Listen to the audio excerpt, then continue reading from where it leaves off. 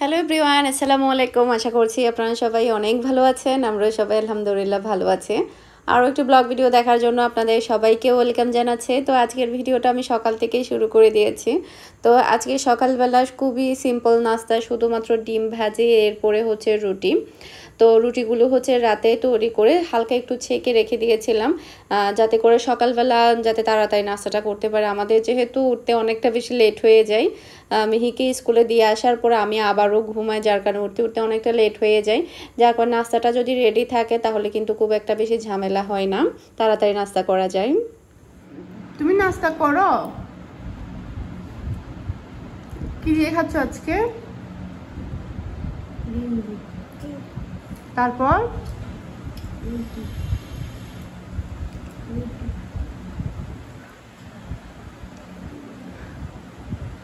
রুটি গ রুটি গ গ মানে কি? গরম। কিন্তু রুটি কে খাবে? রুটি কে খাবে? টুনটু খাবে।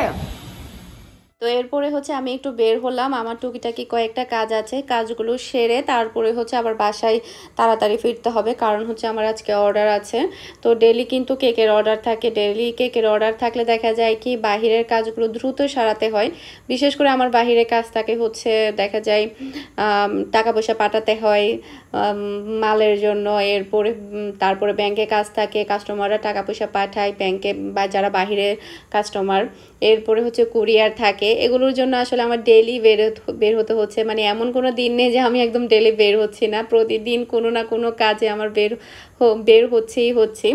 তো যাই হোক, এরপরে হচ্ছে একটা বারবি ডল থিমের একটা মানে ড্রেস থিমের একটা কেকের অর্ডার ছিল। এই ডিজাইনের কেক কিন্তু আমি এর আগেও করেছিলাম, আর এখন প্রচুর পরিমাণে গরম পড়ছে, মানে ফন্ডেন্টের কাজগুলো করতে অনেকটা কষ্ট হয়ে যাচ্ছে। এরপরে হচ্ছে একটা চকলেট কেকের অর্ডার ছিল 2 পাউন্ডের। তো এই ডিজাইনও কিন্তু আগে করা হয়েছে, আপনারা দেখেছেন হয়তো বা। খুবই সিম্পল করে ডিজাইনটা করেছে, আর আপু কোনো নির্দিষ্ট কোনো ডিজাইন দেয়নি, বলেছে যে আমার মতো করে একটা সিম্পল করে একটা চকলেট ডিজাইন করে দিলে হয়ে যাবে। তো আমি আমার মতো করে তৈরি করে দিয়েছি, তো আশা করছি আপুর কাছে ভালো লেগেছে। তো এরপরে হচ্ছে আজকে আমার অরেঞ্জ কেকের অর্ডার ছিল টোটাল 5টা। তো 5টা অরেঞ্জ কেকই রেডি, এখন জাস্ট হচ্ছে ডেলিভারির জন্য চলে যাবে। এরপরে হচ্ছে আমার কাঁঠাল ছিল, আমার ফুফির বাসায় হচ্ছে কে যেন একটা কাঁঠাল পাঠিয়েছে, কাঁঠালটা হচ্ছে একেবারে পেকে মানে হয়ে গিয়েছে। তো ফুফিকে বললাম যে মানে এগুলো দিয়ে হচ্ছে পিঠা বানিয়ে ফেলেন। ফুফি বলল যে মানে রসগুলো তুই নিয়ে যা, তুই নিয়ে গিয়ে পিঠা বানা, আমার আসলে পিঠা টিঠা বানাতে ইচ্ছে করছে না। তাই আমি কি করেছি, কাঁঠালগুলোকে ভালো করে ছাঁকনি দিয়ে ছেঁকে রসটা বের করেছি। আর কাঁঠালগুলো আসলে এত বেশি মিষ্টি ছিল, মানে মনে হচ্ছিল যে কাঁঠালের মধ্যে চিনি দিয়েছে, তবে অতিরিক্ত বেশি পেকে যাওয়াতে ওই কাঁঠাল খাওয়া যাচ্ছিল না, একটু বেশি নরম হয়ে গিয়েছে। কাঁঠালের রসের পিঠা কিন্তু অনেক বেশি মজা হয় আর অনেক বেশি ফ্লেভারফুল হয়। তো এখানে হচ্ছে প্রায় আমি 2 কাপের মতো কাঁঠালের রস নিয়েছি, পাকা কাঁঠাল আর কি। এরপরে হচ্ছে নারকেল কোরানো দিলাম প্রায় 1 কাপের মতো। এরপরে হচ্ছে এখানে আমি ময়দা দিয়ে দিচ্ছি। এরপরে শুধুমাত্র আমি রসের উপরে একটা ব্যাটার তৈরি করব। আপনারা চাইলে এখানে চালের গুঁড়া, সুজিও অ্যাড করতে পারেন। আমার কাছে মনে হয় ময়দার সাথে যদি আপনারা অল্প চালের গুঁড়া আর হচ্ছে অল্প সুজি অ্যাড করেন তাহলে পিঠাগুলো অনেক বেশি ভালো হবে। আজকে শুধু আমি ময়দা দিয়ে তৈরি করেছি।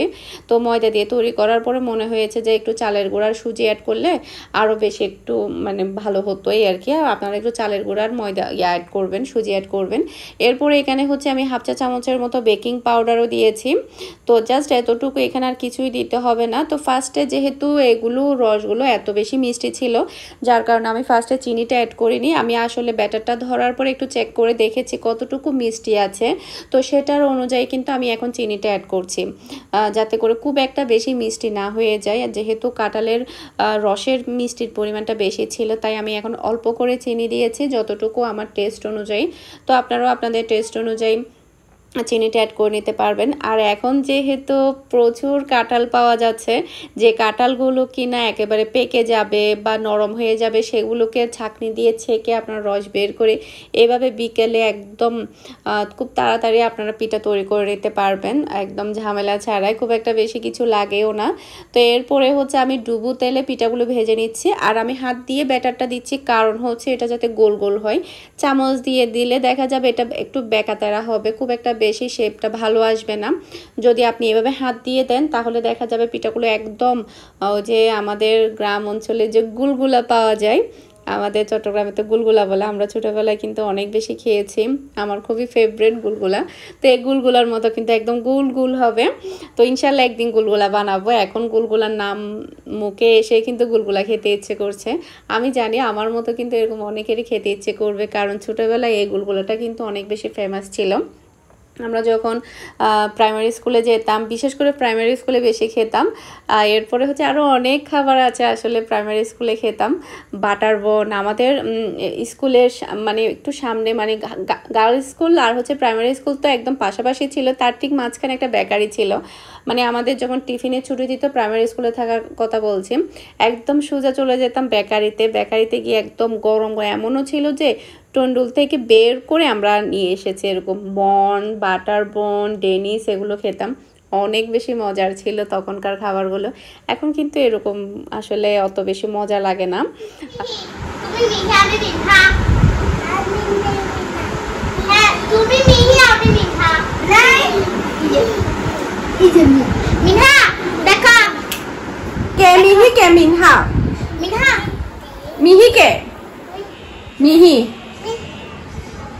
মিনহা কে? মিনহা কে?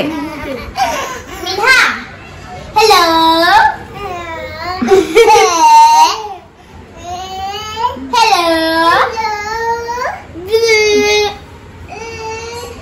হ্যালো, মারবো। মিনহা, মিনা পচা মেয়ে। মিনহা পচা মেয়ে। মিনহা পচা। টুন্ডু ভালো। হ্যাঁ, মিহি পচা। লাকি পচা। লাকি ভালো না? না বলো না, লাকি ভালো না। লাকি ভালো। লাকি ভালো। ও মামা। তো এটা হচ্ছে রাতের দিক দিয়ে সবাই ঘুমিয়ে পড়েছে। তো এখন হচ্ছে আমি ভিডিও এডিট করব, এরপরে হচ্ছে ভিডিওটা আপলোড করব। আজকে সারাদিন আসলে একটু ঝামেলায় ছিলাম, বাহিরে গেলাম, তারপরে হচ্ছে অর্ডারের কাজ ছিল সেটা সারলাম। তো সব মিলিয়ে আসলে একটু ড্রেসের বুকিং, তারপরে এটা সেটা সব মিলিয়ে আসলে একটু ঝামেলায় ছিলাম, যার কারণে কিন্তু ভিডিওটা এডিট করতে পারিনি। আর বাচ্চা কাচ্চা আওয়াজ করে, শব্দ করে, যার কারণে কিন্তু ভিডিওটা এডিট করা হয়নি। তাই চিন্তা করলাম এখন যেহেতু সবাই ঘুমিয়ে পড়েছে, তাই চিন্তা করলাম যে ভিডিওটা এডিট করে ফেলি। আর অনেকেই প্রশ্ন করছে বারবার, আসলে গত কয়েকদিন ধরে একটু বেশি আসছে, 2 বছর হয়ে যাচ্ছে মিহির বাবা কেন আসছে না, কেন আসছে না, দেশে কেন আসছে না, কবে আসবে, কবে আসবে, এটা সেটা হাজার প্রশ্ন। 2 বছর হয়নি এখনো আমরা এসেছি। 2 বছর হতে আরো 6 মাস আছে, মানে 1.5 বছর হয়েছে এই আর কি। 1.5 বছর আর 2 বছর একই কথা, কি যেন একটা শব্দ আসছে, মানে পোকা মনে হয়। তো যাই হোক, 1.5 বছর আর 2 বছর কিন্তু একই কথা। তো মিহির বাবা আসবে ইনশাআল্লাহ, ওর রিজিক যখন বাংলাদেশে হবে তখন ইনশাআল্লাহ ও অবশ্যই আসবে। এরপরে হচ্ছে ওর কারণ হচ্ছে ও তো আগে বিজনেস করতো, তো বিজনেস করার পরে আমরা আসার পরেও আমরা 1.5 বছরও 2টা জব চেঞ্জ করেছে। তো 2টা জব চেঞ্জ করাতে দেখা যায় কি, মানে বিদেশের জবগুলোতে দেখা যায় তাড়াতাড়ি ছুটি পাওয়া যায় না। একটা জবে ঢুকলে তো হুট করে আপনাকে ছুটি দিবে না দেশে আসার জন্য, সেটা একটা মেন কারণ। মানে ওর ছুটির একটু সমস্যা আছে, সেই কারণে ও আসছে না। তারপর আরেকটা মেন কারণ হচ্ছে, আমি বলি, ও যেহেতু আগে বিজনেস করতো, যখন ও বিজনেস করতো তখন অনেক ঝামেলা পড়তে হয়েছে।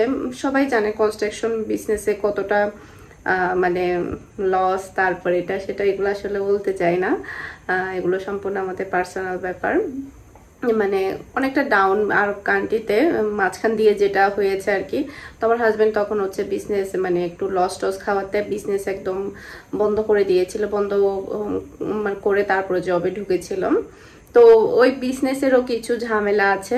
একটা জিনিস যখন অফ করে দেয় তখন কিন্তু সেখান থেকে কিন্তু সহজে বের হয়ে আসতে পারে না, ওখানে কিন্তু অনেকটা ঝামেলা রয়ে যায়, সেগুলো থেকে বের হতে কিন্তু অনেকটা টাইমও লেগে যায়। সেগুলো আসলে সম্পূর্ণ নিজেরাই বুঝতে পারে। যেমন ধরো আমাদের সাথে যদি কিছু একটা হয় সেটা সম্পূর্ণ আমরা বুঝতে পারবো যে আমাদের মধ্যে কি সমস্যা আছে বা কি হচ্ছে, কিন্তু বাহিরের মানুষ কিন্তু সেই জিনিসটা বুঝতে পারবে না যে কি সমস্যা বা কখন আসবে বা এটা সেটা। তো সে কারণে আসলে অনেকেই কিন্তু উল্টা পাল্টো কমেন্ট করে হাজবেন্ডের সাথে সম্পর্ক আছে কি না, কি নাই, নাকি ডিভোর্স হয়ে গেল, এটা সেটা অনেকে অনেক ধরনের চিন্তা ভাবনাও করছে। সে কারণে বলছি আসলে ইনশাল্লাহ যখন ওর রিজিকে হবে তখন ও অবশ্যই আসবে। রিজিক হচ্ছে অনেক বড় কথা। আমার রিজিক যদি বাংলাদেশে না থাকতো তাহলে আমি কখনো বাংলাদেশে আসতে পারতাম না, আর ওর রিজিক যদি বাংলাদেশে থাকে তাহলে কেউ ঠেকাতে পারবে না, ওকে কেউ ঠেকাতে পারবে না, এটাই হচ্ছে কথা। ইনশাআল্লাহ যখন ওর সময় সুযোগ হবে, সবকিছু যখন ইয়ে হবে তখন ও ইনশাআল্লাহ অবশ্যই আসবে দেশে আসলে তো অবশ্যই আপনাদের সাথে শেয়ার করব। এই আর কি, দোয়া করবেন আমাদের জন্য যাতে করে আমরা সবসময় ভালো থাকি, সুস্থ থাকি। আর দেখা যায় কি আমরা বাহিরে থেকে অনেক সময় দেখি যে না, যে কোনো প্রবলেম নেই, অনেক বেশি পারফেক্ট, কিন্তু বাস্তবে কিন্তু সেটা না। মানুষের লাইফে, মানুষের কাজকর্মে কিন্তু অনেক সময় অনেক বড় বড় ধরনের সমস্যার মধ্যেও পড়তে হয়, সমস্যার মধ্যে যেতে হয়। তো সেগুলো আসলে যত বেশি কম বলা হবে আমার কাছে মনে হয় তত বেশি ভালো। নিজেদের সমস্যাগুলো নিজেদের মধ্যে রেখে কিভাবে এগুলো থেকে বের হওয়া যাবে, কিভাবে এগুলো সমাধান করা যাবে সেটারই চিন্তা করা ভালো। এই আর কি। এখন যদি আমি বিস্তারিত সব বলতে যাই তখন দেখা যাবে আপনারা তো কিছুই বুঝবেন না। আর সেটা হচ্ছে, আর বিজনেস বলুন, জব বলুন, সব প্রত্যেক কিছুতে কিন্তু ভালো মন্দ সবকিছুই থাকে। তো জবের মধ্যেও যে খুব বেশি ভালো সেটাও কিন্তু না, আবার বিজনেসের মধ্যেও যে খুব বেশি ভালো সেটাও কিন্তু না, এই আর কি। তো বিজনেস পরও তো মানে অলরেডি আমরা যখন ছিলাম সেটা ছেড়ে আরেকটাতে ঢুকেছে, ওটা ছেড়ে আবার আরেকটা, মানে টোটাল 3টা বিজনেসের পরেও টোটাল 3টা জব চেঞ্জ করেছে। তো মানে দেখা যাচ্ছে সুবিধা হচ্ছে না বা ভালো লাগছে না বা ঠিক মতো হয়তো বা স্যালারি দিচ্ছে না, যার কারণে ও একটার পর একটা জব চেঞ্জ করছে। এরকম সমস্যা অনেক সময় থাকতেই পারে হ্যাঁ মানুষের লাইফে। তো আসলে অনেকে দেখা যায় অনেক বাজে ধরনের কমেন্ট করে ফেলে, যার কারণে আসলে অনেকটা বেশি খারাপও লাগে। আবার অনেক সময় চিন্তা করি যে না, ওনারা তো আর বিস্তারিত জানে না বা ওনারা তো আর সবকিছু বুঝে না, যার কারণে হয়তো বা বলে ফেলছে। অনেকে বলে যে আমার হাজবেন্ড নাকি লেবার, তারপরে হচ্ছে ইঞ্জিনিয়ার না, তারপরে হচ্ছে ইয়ার কাজ করে, এটা সেটা। তো লেবারও মানুষ, ইঞ্জিনিয়ারও মানুষ, সবাই মানুষ আমরা। তো লেবারদের ছোট করারও কিছু নাই, ইঞ্জিনিয়ারদেরকেও বড় করার কিছুই নাই, তাই না? জাস্ট আসলে কথার প্রসঙ্গে বলে ফেললাম, এরকম অনেকে অনেক কিছু বলে ফেলে। সেটা আসলে এই ধরনের মন্তব্য আমার কাছে মনে হয় কি মানে ব্যাকওয়ার্ড আর কি। এই ধরনের মন্তব্য আমরা যত বেশি কম করতে পারবো তত বেশি ভালো। একটা জিনিস যদি আমাদের যদি কৌতূহল থাকে, কৌতূহল মানুষ, আপনারা যেহেতু আমার ভিডিও দেখছেন, আমার সম্বন্ধে কৌতূহল আপনাদের থাকতেই পারে, সেটা আসলে স্বাভাবিকভাবে যদি প্রশ্ন করা হয় ইনশাল্লাহ আমি কোনো না কোনো ভিডিওতে অবশ্যই উত্তর দেওয়ার চেষ্টা করব। অনেক সময় দেখা যায় কি কমেন্টে সবসময় সব প্রশ্নের উত্তর দেওয়া হয় না, কারণ বলতে গেলে দেখা যায় কি মানে অনেকভাবে আবার কমেন্ট হয়তো বুঝতেও পারবে না, সে কারণে দেখা যায় কি আমি এই ধরনের প্রশ্নগুলো একটু এড়িয়ে চলে। আপনারা হয়তো বা লক্ষ্য করেন যে আমি এই ধরনের প্রশ্ন তেমন একটা খুব একটা বেশি উত্তর দেই না, এই আর কি। তো দেখা যাক। এরপরে আবার গত 2 দিন ধরে কমেন্ট আসছে যে রিমা কোথায়, রিমা কোথায়, লাকিকে। লাকি হচ্ছে আমার বড় জায়ের কাজ করে। আপনারা হয়তো আমি যখন নোয়াখালীতে গিয়েছিলাম আমার বড় জায়ের বাসায়, তখন আপনারা লাকিকে দেখেছিলেন। লাকি পুকুরে গিয়ে মাছটা ক্লিন করছিল। লাকি হচ্ছে আমার বড় জায়ের কাজ করে। তো লাকি হচ্ছে তখন থেকে আমার বাসায় আসার ওর ইচ্ছে ছিল যে আমার চট্টগ্রামে আসবে। এর আগে কখনো চট্টগ্রামে আসেনি। তো ও জাস্ট বেড়াতে এসেছে 2 মাসের জন্য আমার বাসায়। তো লাকি হচ্ছে এখন লাকির দাদুর বাড়িতে আছে। ইনশাল্লাহ যখন রিমার যখন রিজিক যখন আমার বাসায় হবে তখন রিমা অবশ্যই চলে আসবে। তো অনেকে প্রশ্ন করছিল রিমা কি আর আসবে না, রিমাকে কি একেবারে পাঠিয়ে দিয়েছে কিনা, বা লাকি আসলে আমার বাসায় না, আমার বাসায় বেড়াতে এসেছে। ও আমার জায়ের বাসায় কাজ করে, ওর ইচ্ছে ছিল যে মানে চট্টগ্রামে আসা, তাই ওকে আসার সময় নিয়ে এসেছি। আর রিমা আপাতত ওর বোনের কাছে থাকবে, আমার শ্বশুর বাড়িতে থাকবে, ওর দাদির কাছে থাকবে, এই আর কি। তো ইনশাল্লাহ দেখা যাক কি হয়। তো দোয়া করেন আমরাও হয়তো বা বাহিরে থেকে ঘুরে আসতে পারি, সব মিলিয়ে যদি ঠিকঠাক থাকে, আমাদেরও যদি রিজিক থাকে, এই আর কি। ইনশাল্লাহ যে ডেইলি আপডেট তো আপনারা যখন যেটা হবে তখন তো শেয়ার করবো। যদি আমরাও যদি যাই ওমানে, সেটা তো অবশ্যই আপনাদের সাথে শেয়ার না করে থাকতে পারবো না, অবশ্যই শেয়ার করব। তো সবাই আমাদের জন্য দোয়া করবেন, আর প্লিজ পজিটিভ চিন্তা ভাবনা করবেন, নেগেটিভ চিন্তা ভাবনা করার কিছুই নেই এখানে।